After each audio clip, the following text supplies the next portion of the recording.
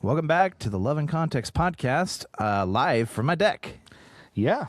This is the house that we moved. We moved the entire house. We threw it on our shoulders, and between the two of us, we walked it over here. Uh-huh. That's exactly how that works, right? Yeah. It only took us a few hours. Yeah. It's actually super nice, though, because being able to actually sit out here and not have rain on my head, it's super nice. Yeah. One of the things about Alaska is we have pervasive weather. Mm-hmm. In fact, if I turned the camera around for you, you would actually see a little bit of snow on my yard. Mm-hmm. And then you go, isn't it spring break? Yes. Yeah. Yes, it is. Mm-hmm. It is spring break, and spring has truly struck. No. What's the word I'm looking for? It's just here. Struck. Yeah. Yeah, it's not so great. But so we're here, and we are podcasting, and we're back at Life of Jesus. Mm-hmm. Life of Jesus. Yeah. Now, if you remember last time we were together, for some of you, you're like, I literally just turned over this episode from the last one.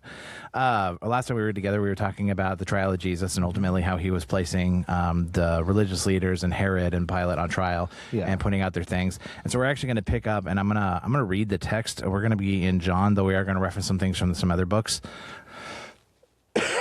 and just kind of go through what's going on in this book. So starting in John 19, says, Then Pilate took Jesus and had him flogged. Not great. The soldiers twisted together a crown of thorns and put it on his head. They clothed him with a purple robe and went up to him and sang again and again, saying, Hail, King of the Jews! And they slapped him in the face.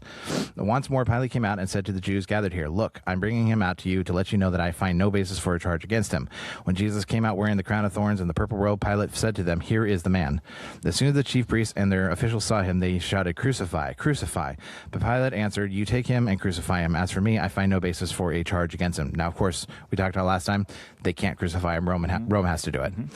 The Jewish leaders insisted, We have a law, and according to that law, he must die because he claimed to be the Son of God. When Pilate heard this, he was even more afraid. He went back inside the palace. Where do you come from? He asked Jesus, but Jesus gave him no answer. Do you refuse to speak to me? Pilate said, Don't you realize I have the power either to free you or to crucify you? Jesus answered, You have no power over me if it were not given to you from above.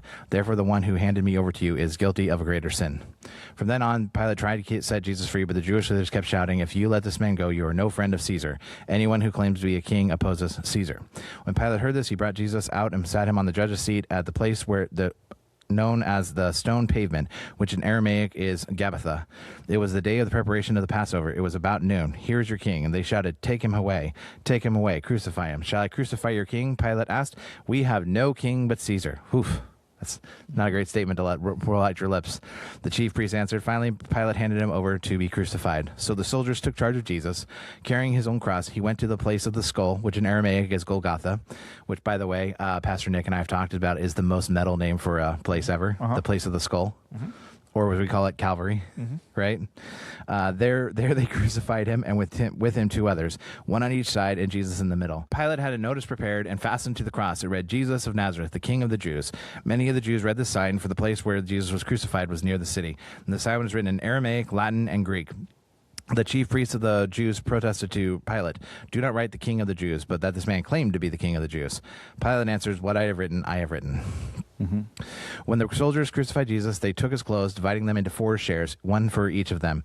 And with the undergarment remaining, this garment was seamless, woven in one piece from top to bottom. Let's not tear it, they said to one another. Let's decide by lot who gets it. This happened that the scripture might be fulfilled that said, They divided my clothes among them and cast lots for my garment. So this is what the soldier did. Near the cross of Jesus stood his mother's sister, Mary the wife of Clopas, and Mary Magdalene. When Jesus saw his mother there and the disciple whom he loved nearby, he said to her, Woman, here is your son, and the disciple, here is your mother. From that time on, the disciple took her into his home. Later, knowing that everything had now been finished, and so the scripture would be fulfilled, Jesus said, I am thirsty. A jar of wine vinegar was there, so they soaked a sponge in it, put the sponge on a stalk of hyssop plant, and lifted it to Jesus' lips. When he had received the drink, Jesus said, It is finished, and with that he bowed his head and gave up his spirit. Now it was the day of preparation, and the next day was the special Sabbath. Because the Jewish leaders did not want the bodies left on the crosses during the Sabbath, they asked Pilate to have their legs broken, and the bodies taken down. The soldiers therefore came and broke the legs of the first man who had been crucified with with Jesus, and then those of the other.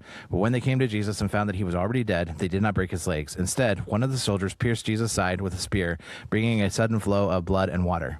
The man who saw it has given testimony, and his testimony is true. He knows that he tells the truth, and he testifies so that you may also believe. These things happened so that the scripture would be fulfilled. Not one of his bones were broken. And as another scripture says, they will look on the one that they have pierced. Mm-hmm. Later, Joseph of Arimathea asked Pilate for the body of Jesus. Now, Joseph was a disciple of Jesus, but secretly because he feared the Jewish leaders. With Pilate's permission, he came and took away the body. He was accompanied by Nicodemus, the man who had earlier visited Jesus at night.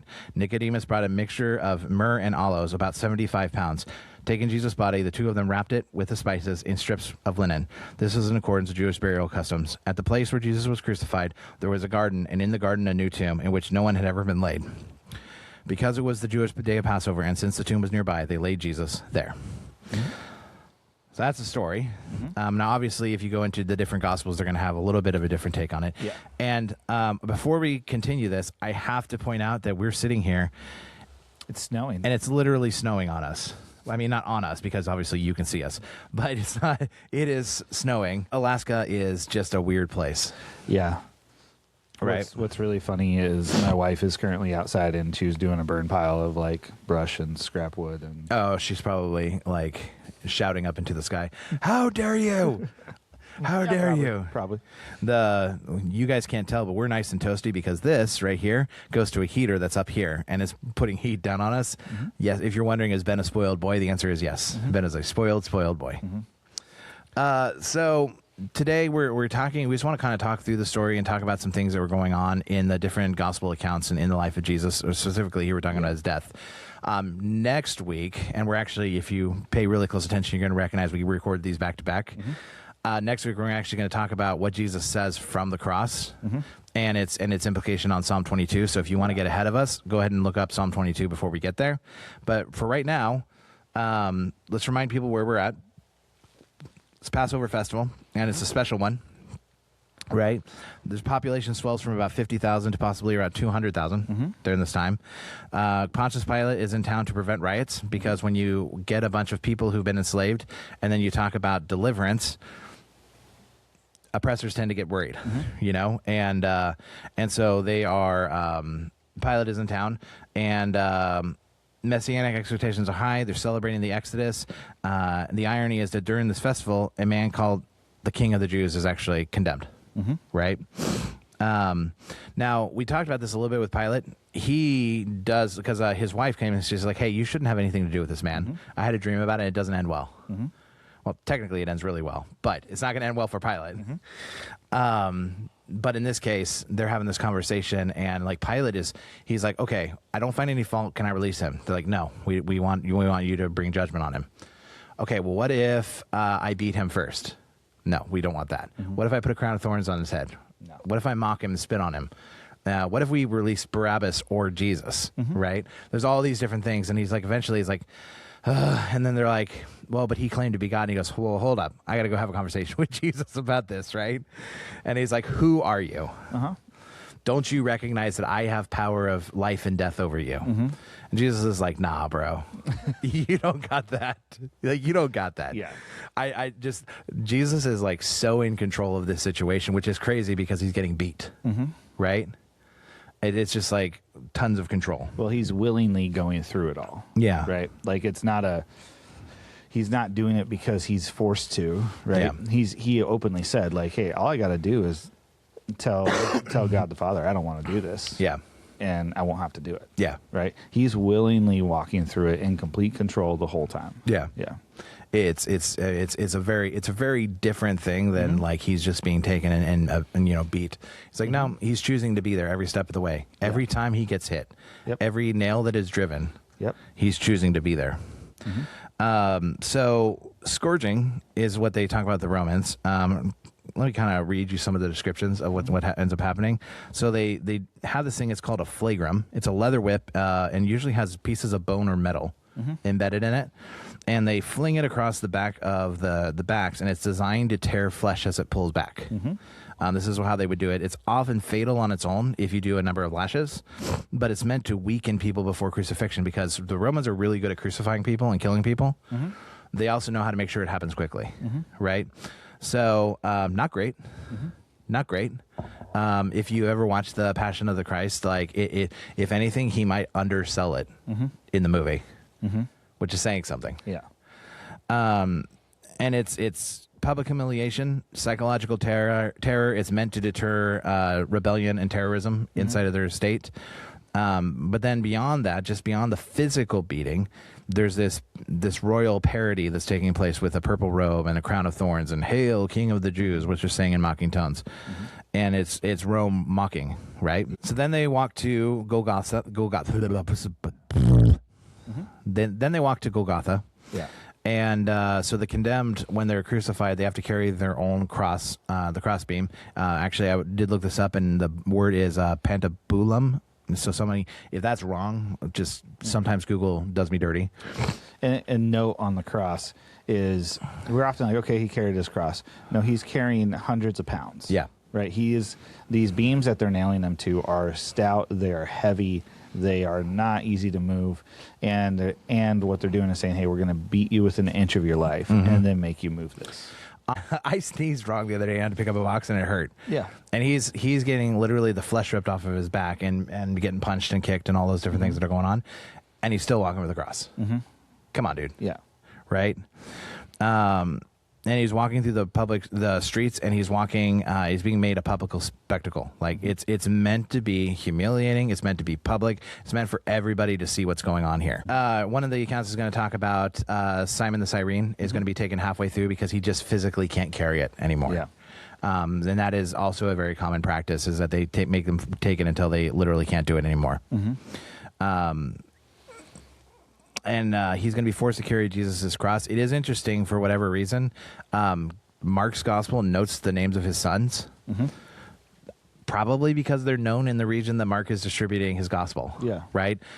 Because you'll also notice, like in when John was talking about it, he says, hey, the man who saw Jesus' side get stabbed and the blood and water come out, he can testify. Like, you know who he is. You can go and ask him, which, by the way, is one of these things about the gospels, is they're like, bro, this is written for you to understand. Like, go ask him. Yeah. He was there. Yeah. So he's forced to walk, and his sons are named, and they're completely fine. Like, hey, go verify. You know these guys. Go verify. They were there. And they go to this place called Golgotha, which we call Calvary today, place of the skull. So they go here. It's outside the city walls. It's near a public road because, once again, executions are meant to be public. And it's typically, crucifixion is reserved for slaves, rebellions, non-citizens. Rebels is a nice way of saying terrorists, people who are literally opposing the regime. Yeah. It's considered the most shameful death, and it's supposed to be designed for prolonged suffering, right? Typically, Roman did not crucify citizens except in extreme treason cases. Yeah. Because they wouldn't even crucify one of their own citizens. That's why, by the way, Paul is beheaded, is because Paul is a Roman citizen, right? Cicero, the historian, said it was the most cruel and disgusting penalty, right? So physically, what's going on in crucifixion is that the nails are likely going through the wrists. The Greek word can mean hands, but it can also mean wrists, specifically like the wrist joint here. So there's conversation about, does it actually mean the hands? Does it mean the wrist? I'm not a person that does those things. Most historical accounts will say it's the wrist. Yeah. Majority of them. Some will say it's the hands, and it could be that it was done both ways. It's entirely possible. The feet are either nailed or tied. The body is then positioned, and what actually kills you is not the blood loss. It's not the hanging on the cross. It's actually you can't breathe. And so you essentially eventually asphyxiate. I can't say that word correctly. And you end up passing because you suffocate. Yeah, and so typically, like, what they would do is they would drive one nail through both feet. Yeah. And the feet would be nailed together. And then when you wanted to breathe, you actually had to push up on your feet, and with excruciating pain because you have a nail driven through them, right? Yeah. And so in order to breathe, you had to endure excruciating pain. And so there came a point where the people just gave up, right? Yeah. It's not that they couldn't push up, but they're like, I'm not doing it because it hurts too much. I just give up. I'm just accepting my fate. Yeah. Yeah. So there's three groups of people that are really present in what's going on. There's the soldiers the Roman soldiers, and they are either inflicting the punishment, they're gambling for garments, or doing their jobs, or they're just indifferent to what's going on. Yeah. This is same old, same old. Mm-hmm. The religious leaders, they say things like, he saved others, can't save himself, right? It's been pointed out a lot of times that maybe they saw this as a valid criticism of his ministry, because in Deuteronomy 21:23 it says, "Cursed is anyone hung on a tree." Little did they know that his curse is actually going to be our blessing, right? But then there's the other ones that are his followers. Now, a lot of the disciples fled, and before we give them a hard time, Rome is scary. Yeah. Right? But the women remain, because it talks about Mary Magdalene, and other people that are there with Jesus. And John's gospel says that Jesus then entrusts his mother to the beloved disciple, right? The women are actually the last at the cross, and they're the first at the tomb. By the way, if these accounts were not true and they were trying to drag validity into this, those are not the witnesses you would have chosen. Yeah. Right? Because it's women were not considered reliable witnesses. Now, this is not Ben saying this. I just want to be very careful. This is not Ben saying this. This is antiquity saying this. And so women are not considered a reliable witness, but they are. Both to they're at the death and they're at the resurrection. Right? Yeah. And you have to take into account what the culture was like that day. Women were viewed closer to property than they were to human beings. Yeah. Especially in Roman culture. Roman culture actually put a little more value on women, but not much. It was the value that was mainly put on women was for sexual pleasure and things like that. Right. And so you'll read in these accounts, you'll even read in accounts like of Jesus feeding the 5,000 and 4,000, right? Where it will say 4,000 men. And then in Mark's account, and he actually clarifies, he's like, and there were women and children present as well. Yeah. Right. So culturally, that was just the norm of how you talked about it. Yeah. So there's while Jesus is being crucified, he's not the only one. There's two others that are being crucified. And in one account, it says that they're both mocking him. Yeah. And then in one account, it says one's mocking him, the other one turns over and says, "Hey, don't you realize he didn't do nothing? Yeah. Like, he's up here, he should not be up here." Right? I almost wonder, like, if those accounts, like, when you read them, if, like, he started out mocking and then he's just watching Jesus there, like, just be there. And he hears the words that are being preached from the cross, and he's like, "Oh, this dude shouldn't be here." I don't know. That's a Ben thinking in his head thing. Yeah. I think the two people on either side of him has more to do with the part that's recorded is hey, you were going to be in paradise today, right? Remember me. Is the fact that it doesn't matter where you're at in life, you can always say yes to Jesus. Correct. Right? Yeah. Like, that is the beauty of that story. Yeah. Yeah, there's I forget the guy who does this, but he does a good bit on it where he's talking about the thief on the cross who comes to see the apostles in heaven. And they're like, "Oh, like, what good works did you do?" He's like, "I didn't do nothing. I didn't do nothing." How'd you get here? The guy on the cross next to me said I could be here. I could be here.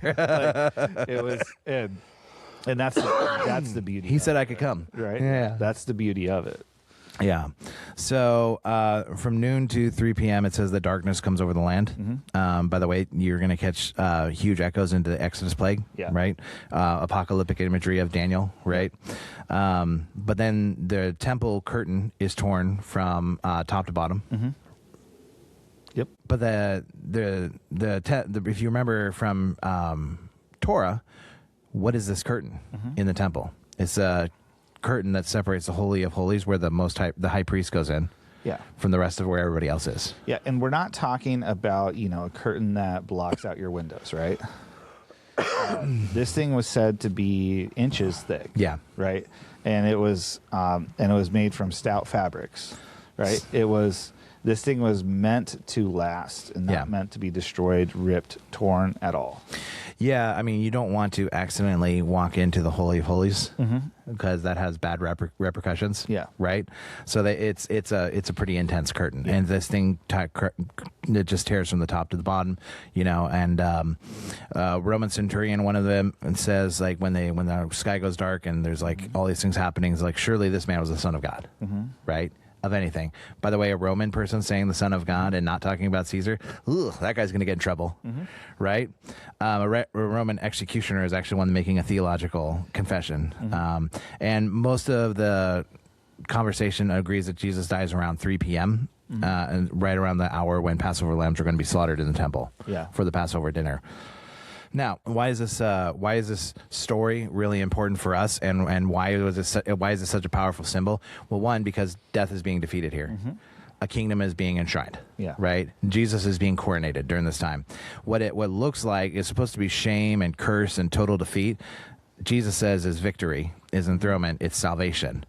In a world where, in Roman world, for example, they say Caesar is Lord, but the cross actually declares Jesus is Lord in a way that is so countercultural that we have no real good way to understand it. I think sometimes we think the bad things that happen to us are evidence that God isn't with us. And I was like, I actually think that when we're in the bad things and we have peace and patience and kindness, like this world is temporary. And how does Phil Wickham say it? Friday's good because Sunday's coming, right? Like in this world, if you have trouble and tribulation and heartache and all these different things, this is proving ground for heaven, right? For heaven to come to earth, for eternity. We are being formed into the people that God is going to spend eternity with, right? And it's often in the trouble, it's in the chaos, it's in the mess that we actually see God doing incredible things in our lives. And when you're looking at the story too, you actually see accounts of Jesus passing the torch, right? So John is there with his mom, and he's like, "Hey, you're going to take care of her. Like you are now her son. Like you are responsible for her." You see Jesus doing these things, and even back up to the Last Supper and Jesus getting arrested. He's telling the disciples like, "Hey, these are things that are going to happen in the future, right? And this is going to be on you, right? And so you see him passing the torch, saying like, "You're ready to go. You're ready to do this without me." I mean, not quote unquote without him, but like without. Nope, it's too late. We're branding that. We're sending it out. You're doing it without Jesus. Yeah, you know what I'm saying. But without him physically there, right? Right. So then when he goes through this, you see him in complete control. You see him calm, collected, knowing what's going to happen, and you still see him proclaiming who he is. Right, because you do have accounts of him talking to Pilate, and Pilate's like, "Who are you?" And he's like, "I am who I am." And you have accounts where Pilate's like, "I can't find any fault in this guy. Like he says he is your king." Right? And I think because with the narrative, because we've been positioning that Jesus is in control the entire time. And I can hear somebody typing away. And by the way, you need to tune into the next episode because you say, well, what about when on the cross he says, my God, why have you forsaken me? Go read Psalm 22. We'll be there next week. Jesus is in control of everything that's happening, and he's walking through intentionally to do everything to its completion so that when he rises later, death, hell, defeated. And even the language he uses on the cross when he says it is finished, like the words that are actually used there is not just him saying my life is done. Right. It's him saying that I have fulfilled everything I need. I have fulfilled the purpose of why I came to this earth. And so him saying it is finished is him saying, I have fulfilled the works of the prophets. I have fulfilled the works of the law. I have fulfilled Torah. I have become Torah made flesh, and Torah died on the cross for you. Right? And it's going to be beyond just for you. It's going to be for all nations. Even those Romans who put him up there. Right? I do think there is a tendency, and I'm always a little bit hesitant when we're talking about the crucifixion to approach it lightly, because it's a really intense and serious story. And ironically, this video will post pretty close to Easter. We did not plan that, by the way. We did not plan that. It just happened to be that's how it happened. And I would encourage you, when we're talking about, resurrection, which is what was going to come up in a few weeks when we talk about the resurrection. But when we talk about the crucifixion and resurrection, like, it's okay to sit there and be somber and recognize the gravity of the moment. Jesus literally sweat blood getting ready for it, right? But you have to recognize that it wasn't like nobody did anything to him. He walked through it intentionally. Yeah. Right? Mm-hmm. He willingly placed himself in these positions so that all things could be made right. Yeah. And that's I would say maybe the other side of the thing that we talk about with this story is, in some ways, we're also called to do that. We're called to walk into chaos and be willing to absorb things so that people can see the light. Yeah. Now, caveat, that does not mean you need to go get put up on a cross, right? I'm just talking about when you're willing to take the hit so that somebody else can see light, that you're actually walking in the footsteps of Jesus, that it's your control, you're stepping in and intentionally. Yeah. And if you look at when Jesus says, pick up your cross and follow me, like, you look at the context of what he's saying, that he's putting that in the context of how you live your life. Yeah. Right? Like, are you living your life like Jesus has called you to live your life, or how Jesus has called you to live your life? Yeah. Right?